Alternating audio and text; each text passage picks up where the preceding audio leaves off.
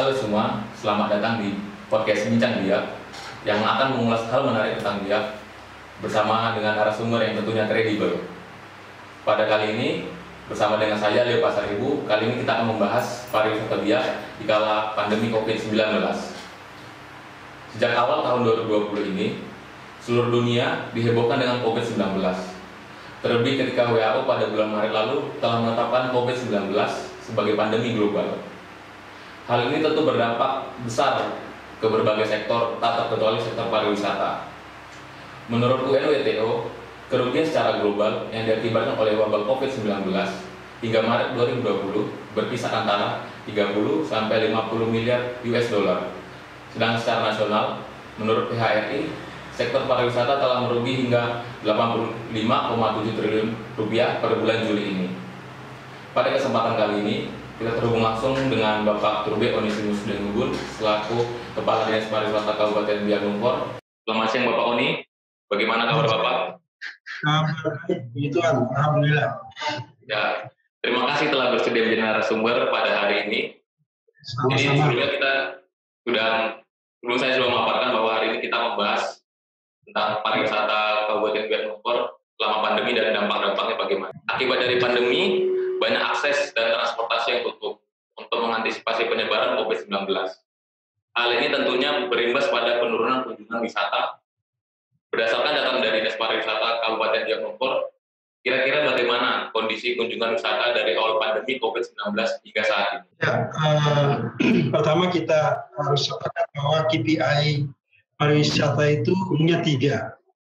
Pertama jumlah kunjungan, lama tinggal, dan berapa besar spending money yang dihasilkan dalam sebuah perjalanan wisata. Nah, pandemi COVID-19 itu mempengaruhi secara sistemik semua sektor. Salah satu sektor yang memiliki dampak sangat signifikan mengalami kontraksi negatif itu adalah sektor pariwisata. Mengacu kepada KPI yang saya sebutkan di awal, ketika transportasi dibatasi bahkan sampai ditutup, itu berarti kita pastikan bahwa perjalanan wisata itu pun otomatis dihambat dalam rangka penuntasan penularan COVID-19. Dampaknya apa? Dampaknya itu adalah bahwa spending money yang biasanya didapat oleh para pelaku usaha jasa di sektor wisata itu otomatis menurun sangat drastis. Di seluruh dunia demikian, di Kabupaten Biak Numfor juga demikian. Hampir praktis selama limit waktu pandemi COVID-19 yang secara nasional sangat memprihatinkan kita semua itu jumlah kunjungan orang masuk ke Papua atau masuk ke Biak itu boleh dikatakan hampir tidak ada untuk kepentingan perjalanan wisata. Sehingga para pelaku usaha dan jasa di sektor wisata mengandalkan kunjungan wisata lokal untuk bisa memperoleh aliran ekonomi dari sektor usaha dan jasa yang mereka lakukan. Itu pun sangat terbatas. Kenapa? Karena memang ada anjuran, ada arahan secara struktural dari pemerintah pusat sampai di kabupaten, mulai pembatasan jam usaha, mulai pembatasan aktivitas sosial kemasyarakatan, sehingga semua aktivitas yang tadinya normal itu menjadi tidak normal. Dan itu mempengaruhi KPI kita, bagaimana jumlah orang datang di tempat-tempat wisata, di tempat-tempat usaha dan jasa wisata, dan juga otomatis mempengaruhi pendapatan ataupun distribusi ekonomi yang biasanya normal. Kalau kita hitung sampai dengan saat ini pendapatan yang didapat itu cuma mungkin 10 sampai 15% ketika masa pandemi COVID sebelum kita mengalami tatanan normal baru. Itu berkisar antara 10 sampai 15 saja, 15% pendapatan yang diperoleh. Sekitar 85% itu hilang, dan ini mempengaruhi psikososial masyarakat, tidak hanya masyarakat tapi pelaku usaha dan jasa di sektor pariwisata juga. Jadi prinsipnya ketika pandemi COVID-19 terjadi kontraksi negatif di sektor usaha dan jasa wisata di Kabupaten Biak Numfor. Kemudian jika kita bandingkan dengan sebelum pandemi sendiri Pak, kira-kira bagaimana sektor pariwisata mungkin dari pertumbuhannya di Kabupaten Biak Numfor sendiri? Saya ambil contoh ya, ini data tahunan. Kalau kita biasanya per tahun itu kurang lebih 58.000 orang. 58.000 orang itu rata-rata itu. Mancanegara itu 1.300-an. Sisanya 56 sekian itu wisatawan domestik. Nah, di semester pertama aja kita tidak bisa sampai sekitar 300-an pun tidak sampai jumlah kunjungan orang dari luar. Sehingga memang mengandalkan wisatawan lokal, bukan domestik lagi yang dari wisatawan lokal aja yang bisa ini, sehingga memang membutuhkan inovasi, kreativitas, kecerdasan daripada pelaku usaha dan jasa wisata, sehingga sumber daya yang terbatas ini bagaimana bisa mendapatkan added value yang baik, yang lebih besar untuk usaha-usaha mereka. Karena pasar mereka adalah ya yang ada di Kabupaten Biak Numfor aja, sementara yang kalau dari luar itu kan memang terbatasi oleh akses. Jadi alasan percepatan penuntasan penyebaran COVID-19. Jadi memang kontraksi negatifnya juga luar biasa, itu yang tadi saya sampaikan, kurang lebih hampir 80-85% pendapatan dan juga peta perjalanan ini terganggu. Dari berarti pariwisata Kabupaten Biak Numfor sendiri hanya mengandalkan wisatawan lokal. Wisatawan lokal dalam arti ini berarti hanya orang-orang yang ada di wilayah Kabupaten Biak Numfor saja, apa tetap ada dari luar daerah Kabupaten Biak Numfor, Pak? Ya, di masa pandemi COVID-19 ini kan lockdown, bukan PSBB. Lockdown. Oh iya. Jadi orang yang masuk keluar Papua. Jadi otomatis skema yang dilakukan adalah bagaimana teman-teman pelaku usaha dan jasa pariwisata itu bisa memanfaatkan sumber daya yang dimiliki.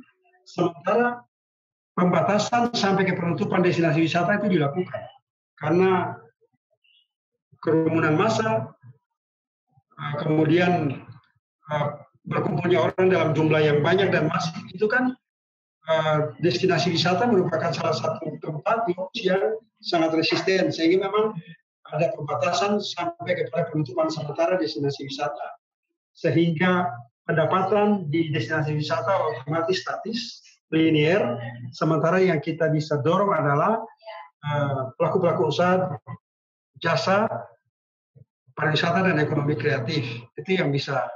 Nah, di beberapa daerah seperti Bali kan sudah mulai membuka kembali pariwisatanya dengan menerapkan protokol kesehatan. Nah, kira-kira tanggapan Bapak bagaimana atas kebijakan mulai membukanya kembali pariwisata? Oh iya, terkait membuka kembali pariwisata, ini program nasional. Itu dimulai di 19 kawasan, sesuai peraturan Presiden yang ada di RPJMN.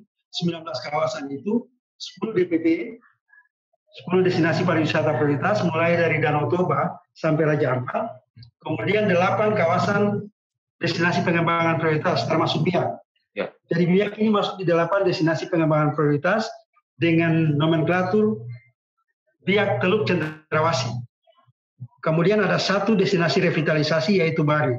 Dan program nasional itu dengan kasus Biak itu disebut dengan Biak Teluk Cendrawasih Reborn. Nah, itu sudah dilakukan di Danau Toba, dilakukan di Bali, direncanakan di awal Agustus sampai minggu ke-2 Agustus itu akan dilakukan launching Biak Teluk Cendrawasih Reborn. Artinya bahwa kita sudah bisa pastikan bahwa pariwisata sudah mulai lahir, bangkit, dan mengembalikan kejayaan. Memastikan bahwa pariwisata menjadi salah satu lokomotif ekonomi di Indonesia. Dan untuk Papua atau kawasan Teluk Cendrawasih itu dimulai dari Biak. Dan untuk memulai ini kan tentu ada tatanan normal baru. Usaha pariwisata, jasa pariwisata, perjalanan pariwisata, tata kelola destinasi, dan lain-lain ini kita harus lakukan dengan memperhatikan protokol kesehatan. Artinya bahwa pertumbuhan sektor ini tetap harus digenjot, tetapi tidak boleh melupakan protokol kesehatan supaya program bisa bersih, indah, sehat, dan aman atau CHS yang didorong oleh Kementerian Pariwisata itu menjadi salah satu prasyarat mutlak. Kalau dari kondisi Kabupaten Biak Numfor saat ini, apakah sudah mendukung untuk kembali dibukanya gerbang pariwisata? Jika memang iya, berarti apakah Pemda sudah berencana akan mengikuti kebijakan tersebut? Terkait kebijakan nasional dengan protokol yang jelas, ya otomatis pemerintah kabupaten kota termasuk Pemda Biak Numfor akan menyesuaikan. Kemudian akses keluar masuk Biak juga sudah dibuka sejak bulan Juni. Ini sudah mulai normal. Kemudian kita berencana di awal Agustus dengan program BISA yang didorong oleh Kementerian Pariwisata dan Ekonomi Kreatif, semua destinasi yang ada di Kabupaten Biak Numfor mulai dibuka dengan tetap menerapkan protokol kesehatan yang ketat dan cerdas. Target dan strategi dari pemerintah daerah sendiri untuk memulihkan kembali sektor pariwisata di Kabupaten Biak Numfor kira-kira seperti apa, Pak? Mungkin bisa dijelaskan. Kalau target kan kita yang pertama ini karena proses pemulihan berarti ada hal-hal yang harus kita revitalisasi. Dari sisi infrastruktur direvitalisasi, ya. Dari sisi SDM perlu dicas ulang. Kemudian dari sisi promote-nya juga, aware-nya juga itu harus disiapkan. Ini semua jalan secara simultan dan kami sudah lakukan kurang lebih 1-2 minggu yang lalu dengan beberapa destinasi. Kami sudah panggil, sudah diskusi, sudah mengadvokasi, mengedukasi, dan untuk penyiapan itu, dan kami akan launching dengan melakukan kolaborasi antara para pelaku usaha dan jasa ekonomi kreatif yang ada di sini untuk melakukan sesuatu program opening di beberapa destinasi, dan ini akan menjadi role model untuk destinasi-destinasi yang lain. Artinya bahwa ketika orang ke destinasi, dia harus menyesuaikan dengan tatanan normal baru, dengan protokol kesehatan. Kemudian dia juga mendapatkan menu, mendapatkan modul, dan juga mendapatkan atmosfer baru di destinasi yang tadinya mungkin ketika dia ke situ dia hanya mendapatkan 2 segmen, kita harus tambahkan dengan segmen-segmen yang lain sehingga pilihan STP yang cukup mahal atau pilihan STP yang selama ini dilakukan itu bisa terbayar dengan varian-varian jasa layanan yang berbeda dan juga tambah, termasuk peningkatan layanan mutu atau kualitas layanan di masing-masing. Kemudian jika ada wisatawan yang ingin berkunjung ke Biak dimulai era new normal ini, kira-kira syarat dari pemerintah untuk memasuki wilayah Biak dan itu kira-kira bagaimana, Pak? Kalau masa pandemi COVID sampai dengan PSBB atau ini, kita tetap harus mematuhi anjuran pemerintah pusat dan itu berlaku secara nasional. Kondisi ini tidak boleh diabaikan. Semua aktivitas boleh berjalan tetapi tidak boleh melupakan standar protokol kesehatan yang sudah ditetapkan pemerintah. Sehingga memang usaha jasa ekonomi kreatif dan wisata di Kabupaten Biak Numfor juga tetap kita genjot untuk bisa meningkatkan KPI kita atau mencapai KPI kita, tetapi dia juga harus melakukan itu dengan standar tatanan normal baru yang sudah disiapkan. Jadi usaha-usaha jasa pariwisata ini standar normal barunya sudah ada semua. Dan itu juga membantu kita untuk memastikan bahwa usaha itu memang dikelola secara berkualitas. Ketika standar-standar ini semua dibuat, nah ini juga jadi pedoman sehingga apa yang kita lakukan itu betul-betul terpadu dan juga terpandu. Sebagai penutup, ini harapan Bapak ke depannya terhadap pemulihan pariwisata di Kabupaten Biak Numfor pasca pandemi COVID-19, mungkin Bapak bisa menyampaikan kepada para pendengar atau pemirsa kita. Ya, kalau pandemi COVID-19 ini saya bilang pariwisata mati suri. Untuk bisa dia hidup sebagaimana sedia kala, dia butuh dukungan, butuh support, butuh insentif.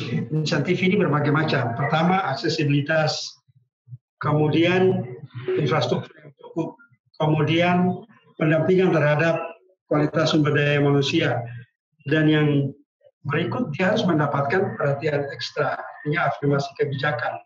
Kenapa? Karena selain gas dan minyak atau mineral, pariwisata menjadi salah satu sektor atau nomor 2 lah sektor pemberi devisa terbesar di Indonesia. Sehingga kalau memang ekonomi Indonesia makin, sektor ini harus diperhatikan secara luar biasa, secara extraordinary. Pariwisata ini jadi investasi dan masa depan Indonesia. Pariwisata tidak akan pernah mati. Karena di situ banyak kreativitas, inovasi, dan juga cara-cara cerdas yang bisa menghidupi banyak orang. Satu usaha itu bisa menghidupi sekian banyak orang, sehingga kalau usaha dan jasa pariwisata ini tumbuh, berarti target indeks pembangunan manusia dan juga target pertumbuhan ekonomi makro dan mikro itu bisa diperbaiki atau ditingkatkan dalam usaha pariwisata. Sementara khusus untuk Kabupaten Biakunfak, pertama terima kasih untuk pemerintah pusat yang sudah menjadikan dia masuk dalam 8 destinasi pengembangan prioritas dari 19 kawasan yang akan digenjot, diprioritaskan pembangunannya dari 2021 sampai 2024 di dalam Perpres tentang rencana pembangunan jangka panjang nasional Indonesia periode kepemimpinan Bapak Presiden Jokowi dan Kiai Haji Ma'ruf Amin. Silakan datang ke Biak dan nikmati atmosfer, experience, dan hal-hal unik lainnya yang barangkali tidak didapatkan di tempat lain. Indonesia kaya, dan Anda akan menikmati itu ketika Anda juga tiba di Biak. Demikian, salam pesona Indonesia, salam pesona Biak. Oke, siap. Terima kasih Bapak Oni sudah menyampaikan harapannya dan sudah bersedia kita wawancarain pada podcast kali ini. Jadi untuk bagi teman-teman, bagi siapapun yang ingin berkunjung berwisata ke Biak, itu sangat diharapkan datang karena Biak masih seperti hidden game di Papua karena masih jarang yang orang untuk berkunjung, jarang untuk mengeksplor Biak sendiri. Oke, terima kasih Bapak Oni telah bergabung dengan kita pada hari ini. Dan bagi teman-teman, terima kasih telah menyaksikan podcast Bincang Biak kali ini. Sampai jumpa. Jangan lupa ikuti lini masa kami di @biakelok dan Humas Biak. Langsung masa Pak Oni, terima kasih. Terima kasih telah bersama saya di podcast Bincang Biak kali ini. Jangan lupa untuk ikuti selalu lini masa kami di @biakelok dan Humas Biak. Kasumasa, Abia.